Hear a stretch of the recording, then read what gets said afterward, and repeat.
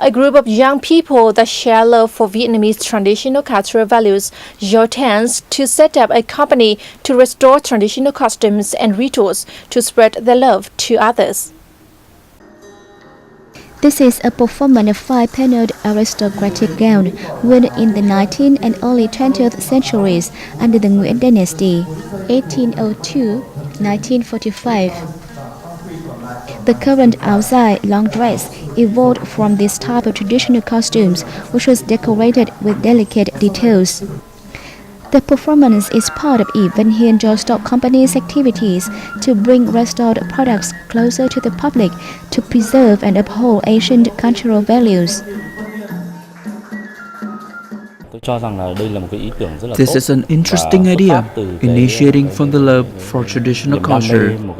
This is a common trend in other countries with cultural similarities to Vietnam, such as China, Japan, and the Republic of Korea.